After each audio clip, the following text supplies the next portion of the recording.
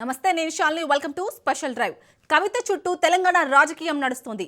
జనం కోసమే జాగృతి అంటూ ఆమె గలమెత్తారు. పార్టీ ఏర్పాటు తథ్యమన్నారు. వ్యక్తిగా వెళ్లిపోతున్నా శక్తిగా తిరిగొస్తానంటూ శపథం చేశారు కవిత. సొంత కుంపటితో ఆమె రాణించగలరా? మార్పు తెచ్చే నాయకి కానున్నారా? కవిత మరో షర్మిల కానున్నారా? కవిత పెట్టబోయే పార్టీ పేరేంటి? టీఆర్ఎస్ పేరు వచ్చేలా పార్టీ పెట్టబోతున్నారా లేదా తెలంగాణ జాగృతి పార్టీగా ఏర్పాటు కానుందా అనే ప్రశ్నలు వినిపిస్తున్నాయి.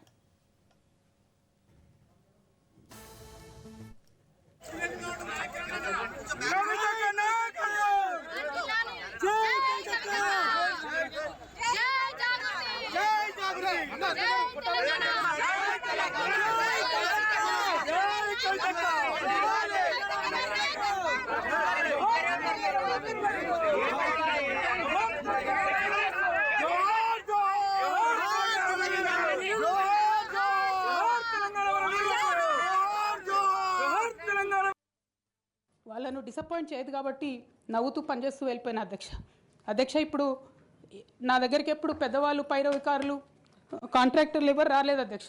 నేను ఎప్పుడు కూడా పేద ప్రజల మధ్యలోనే ఉండి పనిచేస్తున్నాను అధ్యక్ష.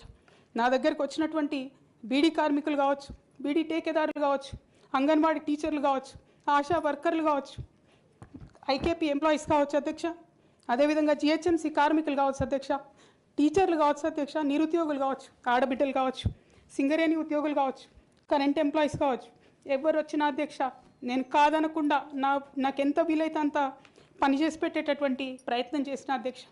అయినా సరే అధ్యక్ష పార్టీ మౌత్ పీసులుగా ఉండేటటువంటి పార్టీ పేపర్లు, పార్టీ ఛానళ్ళు ఏ ఒక్కరు కూడా ఎన్నడూ కూడా మద్దతు ఇవ్వలేదు అధ్యక్ష.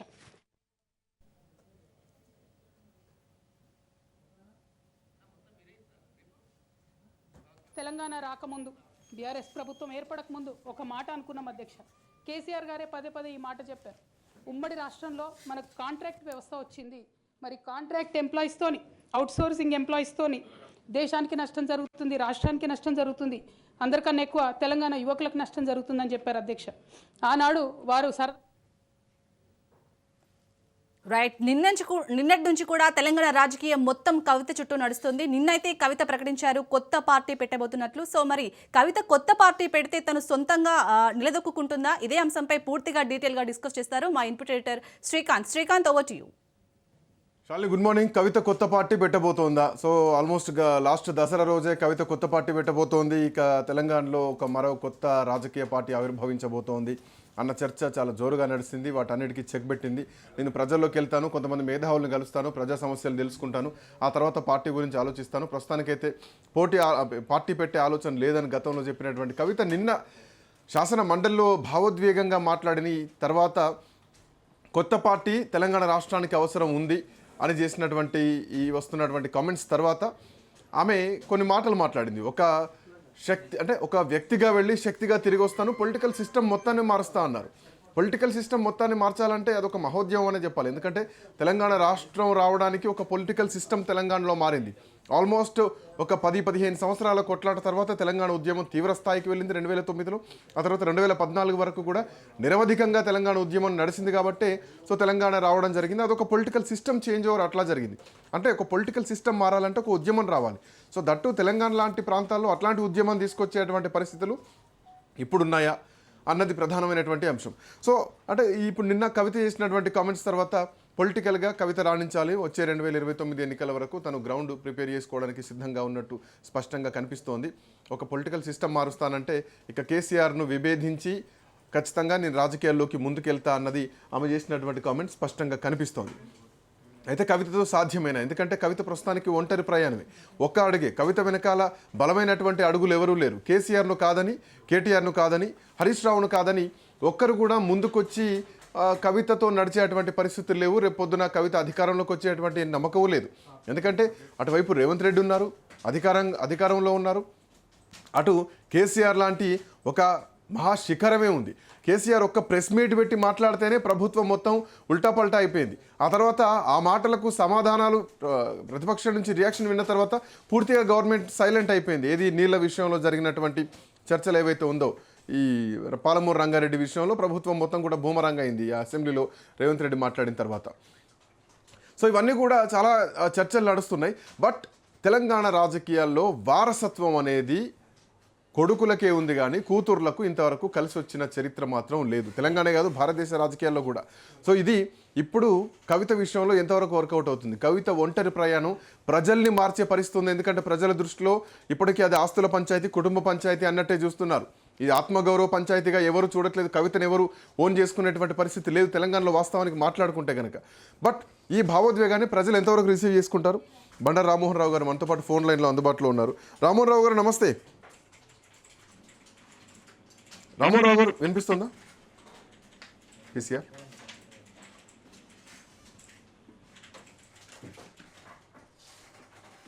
రామ్మోహన్ రావు గారు వినిపిస్తుందా?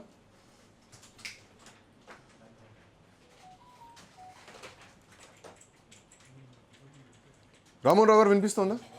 కేసీఆర్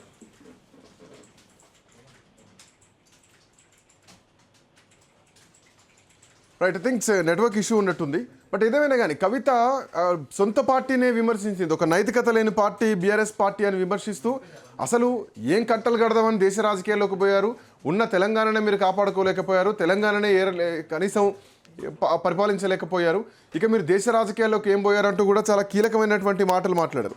ఒక అవమాన భారంతో ఇంటి పార్టీ నుంచి అన్ని బంధాలు తెంపుకొని వచ్చినా అని చెప్పి మాట్లాడుతూ ఇక ఆ పార్టీ ఇచ్చినటువంటి ఎమ్మెల్సీ పదవి నాకెందుకు, ఆ పదవికి కూడా నేను రాజీనామా చేసినా, దయచేసి నా రాజీనామాను యాక్సెప్ట్ చేయండి అంటూ కూడా కవిత చేసినటువంటి కామెంట్కి శాసనమండలి చైర్మన్ గుత్తా సుఖేందర్ రెడ్డి ఆ విషయంలో ఆవేదనలో నిర్ణయాలు తీసుకోవద్దు, కొంచెం టైం తీసుకోండి, పర్వాలేదు, కొంత ఆలోచన చేసుకోండి, కొంచెం టైం తీసుకోండి అని చెప్పేసి గుత్తా సుఖేందర్ రెడ్డి చేసినటువంటి కామెంట్.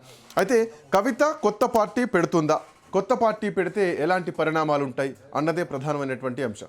సో కవిత పార్టీలో అండ్ మోర్ ఓవర్ ఏంటంటే బీసీలకు సంబంధించినటువంటి అంశం ప్రధానంగా తెలంగాణ రాజకీయాల్లో నడుస్తోంది.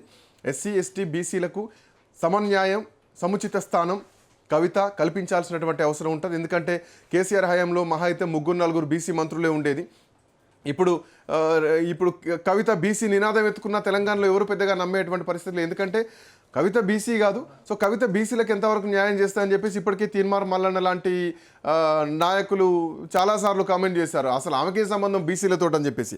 సో ఆ మరకను కూడా చెరిపేస్తూ కవిత బీసీల కోసం ముందడుగు వేయాల్సినటువంటి అవసరం ఉంటాయి. సో అటు మహిళలు కానీ ఇటు యువతలు కానీ చాలా వరకు మోసమే జరుగుతుంది, అన్ని పార్టీలు మోసమే చేస్తున్నాయి. సో ఈ 2 పార్టీలు మోసం చేసినాయి. అందుకే తెలంగాణ కోసం, తెలంగాణ అస్తిత్వాన్ని కాపాడడం కోసం ఒక కొత్త రాజకీయ పార్టీ అవసరం అని చెప్పేసి కవిత అనుకున్నా కానీ తప్పకుండా తెలంగాణ జాగృతి పార్టీ తెలంగాణలో ఎదుగుతుందా, ఎదిగితే ఎవరి కొలాబరేషన్లో ముందుకెళ్తుంది? ఎందుకంటే తెలంగాణలో ఒక ప్రయోగం చేసినటువంటి వైఎస్ఆర్ తెలంగాణ పార్టీ కానీ, అంతకుముందు ప్రయోగం చేసినటువంటి కోదండరాం పార్టీ కానీ, అంతకుముందు ప్రయోగం చేసినటువంటి యువ తెలంగాణ పార్టీ కానీ, అంతకుముందు ప్రయోగం చేసినటువంటి తల్లి తెలంగాణ పార్టీ కానీ, అంతకుముందు ప్రయోగం చేసినటువంటి నవ తెలంగాణ పార్టీ కానీ ఏ పార్టీలు కూడా నిలదొక్కుకోలేదు.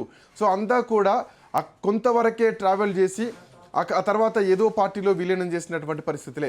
బట్ కవితకు ఈరోజు కవిత పార్టీ పెడుతుందంటే కవిత అంటే కేసీఆర్ కూతురుగానే చూస్తారు తప్ప, కేసీఆర్ నుంచి బంధాలు తెంపుకొని బయటకు వస్తే కవితగానే చూస్తారు తప్ప కేసీఆర్ కూతురుగా ఎవరు చూడరు. ఎందుకంటే కేసీఆర్ ప్రత్యక్ష రాజకీయాల్లో ఉన్నారు కాబట్టి కేసీఆర్ని కాదని ప్రజలు కవిత సైడ్ పోయేటువంటి పరిస్థితులు మాత్రం ఉండయనే చెప్పాలి. సో ఇక తెలంగాణ అస్తిత్వం కోసం కొట్లాడుతున్నాం, బంగారు తెలంగాణ రాలేదు, సామాజిక తెలంగాణ రాలేదు, సామాజిక తెలంగాణ కోసం కొట్లాడాల్సినటువంటి అవసరం ఉంది అని కవిత మాట్లాడినా కానీ ఈ సామాజిక తెలంగాణ ఖచ్చితంగా ఈసారి 2029లో జరగబోయేటువంటి ఎన్నికల్లో ఖచ్చితంగా బీసీ ఉద్యమం బలంగా లేస్తుంది. బీసీలు ఖచ్చితంగా తిరగబడతారనే చెప్పాలి. బీసీలకు సముచిత స్థానం రావాలనాలి. ఎందుకంటే బీజేపీ ఇప్పటికీ బీసీ ముఖ్యమంత్రిని చేస్తా అంటూ 2023 ఎన్నికల ప్రచారంలో బలంగా మాట్లాడింది. సో ఇప్పుడు బీసీ రాజ్యాధికారం కావాలన్నటువంటి నినాదం ఇంకా బలంగా మారుతుంది ఎన్నికల వరకు. సో మాట్లాడదు రామ్మోహన్ రావు గారు నమస్తే. రామ్మోహన్ రావు గారు నమస్తే. నమస్తే శ్రీకాంత్ గారు. నమస్తే. రామ్మోహన్ రావు గారు, కవిత పరిస్థితి ఎట్లా ఉండొచ్చు, ఎట్లాంటి పరిస్థితులు కవిత ఎదుర్కొనేటువంటి అవకాశం ఉంటుంది? ఒక మీసా భారతి లాంటి పరిస్థితులే ఉంటాయా, లేదంటే రబ్రీదేవి కూతురు లాంటి పరిస్థితులు ఎదురయ్యేటువంటి అవకాశం ఉంటుందా? పక్క రాష్ట్రం నుంచి ఇక్కడికి వచ్చి ఇక్కడ వైఎస్ఆర్ తెలంగాణ పార్టీ పెట్టి తెలంగాణ ప్రజల కోసం కొట్లాడి మళ్ళీ ఆంధ్రప్రదేశ్ పోయింది. సో ఒక షర్మిలతో పోలుస్తున్నారు అందరూ. సో ఇట్లాంటి పరిస్థితులే ఉంటాయా? కేసీఆర్ను కాదని కవిత ఒంటరి రాజకీయం తెలంగాణలో చేసేటువంటి పరిస్థితి ఉంటుందా? సొంత పార్టీ పెడుతుందా, పెడితే అంటే నిలబడగలుగుతుందా? ఎట్లా చూడొచ్చు? ఖచ్చితంగా శ్రీకాంత్, మీకు అట్లాగే రాజనీతి ప్రేక్షకులకు నమస్కారం. నమస్తే. ఎప్పుడు కూడా రాజకీయాల్లో హత్యలు ఉండవు, ఆత్మహత్యలు ఉంటాయి. అంటే నేను కవితను వేరుగా మాట్లాడింది. నాకు కవిత పట్ల గౌరవం ఉన్నది. ఒక రకంగా చెప్పానంటే ఆమె మన తెలంగాణ జాగృతి పెట్టి ఒక రకంగా సాంస్కృతిక ఉద్యమాన్ని లేవనెత్తింది. తెలంగాణలో సబ్బండ వర్గాలు ఒక రకంగా పనిచేస్తే తాను కూడా బతుకమ్మ అనే దాన్ని పట్టుకొని ఎత్తున ప్రచారం చేసింది. నా ఉద్దేశం ఏంటంటే దానిలో ఆమె కృషి తక్కువది కాదు. దాన్ని ఎట్లా పోలుస్తున్నాను అంటే, ఎందుకంటే ఆమె రాజకీయ భవిష్యత్తు చెప్పే ముందు ఆమెకున్న నేపథ్యం చెప్పే ప్రయత్నం చేస్తున్నాను. గతంలో మనకు జాతీయ ఉద్యమంలో బాల గంగాధర్ తిలక్ మన బొంబాయి వేదికగా సమావేశాలు పెడితే బ్రిటిష్ వాళ్ళు జాతీయ ఉద్యమానికి అంగీకరించారని చెప్పి మనకు గణేష్ ఉత్సవాల మంటపాలనే ఒక ఉద్యమానికి వాడుకొని జాతీయ ఉద్యమాన్ని నడిపించారు. అట్లాగే అచ్చంగా ఆనాడు సమైక్య పాలకులు అనుమతి ఇవ్వాలని చెప్పి ఆనాడు ఈ బతుకమ్మ అనే పేరు మీద తెలంగాణ అస్తిత్వాన్ని, ముఖ్యంగా సాంస్కృతిక వారసత్వాన్ని కొనసాగించే ప్రయత్నం చేశారు. అందులో అభినందనీయాలు. రెండోది మహిళా పక్షపాతి. ఇప్పుడు మీరు అన్న అభివృద్ధి మన తేజస్వి యాదవ్ అన్న అక్కజల్లుని కానీ, షర్మిల కానీ, అట్లాగే మనకు కనిమొళి కానీ, అట్లాగే కనిమొళి వేరే ఉదాహరణ అనుకోండి కొంచెం. ఇప్పుడు కవిత కానీ, ఈ ఇద్దరి ఉదాహరణ వేరే అంటున్నారు. అట్లా చూసుకుంటే దేశవ్యాప్తంగా ప్రాంతీయ పార్టీలలో వారసత్వ రాజకీయాలు కొనసాగుతాయి. అన్నా చెల్లెల్లో అక్క తమ్ములో ఉంటే ప్రియాంక గాంధీ, రాహుల్ గాంధీ కూడా చెప్తున్నారు. అంటే అన్నా చెల్లెల్లో మనకు అక్క తమ్ములో ఉంటే ఆడవాళ్ళకంటే మగవాళ్ళకి ప్రిఫరెన్స్ ఇస్తున్నారు. నన్నులు కానీ తల్లులు కానీ మొత్తం సమాజం కూడా పురుషాధిక సమాజమే ఇస్తున్నది. అది సరైనది కాదు. అంతేందుకు శరద్ పవార్ కు ఒకటే కూతురు కనుక సుప్రియసులో వచ్చింది. కానీ సుప్రియసులను ఒకవేళ అన్నో తమ్ముడు ఉంటే రానిపోయేవాళ్ళు. కానీ మహిళల పట్ల గౌరవం, మహిళల వారసత్వంగా రాజకీయాలు వస్తారనే ఆవేదనతో ఉండి కూడా ఇక కవిత దగ్గరకు వస్తాను నేను. కవిత గారికి ఏం తక్కువైందని చెప్పి ఆమె ఇవాళ ఈ మాటలు మాట్లాడుతుంది అనే సమస్య వస్తుంది కదా. ఒక రకంగా చెప్పాలంటే షర్మిల పూర్తిగా అన్యాయం అవుతుంది. ఇక ఇద్దరిని మన తెలుగు రాష్ట్రాన్ని పోలుతారు.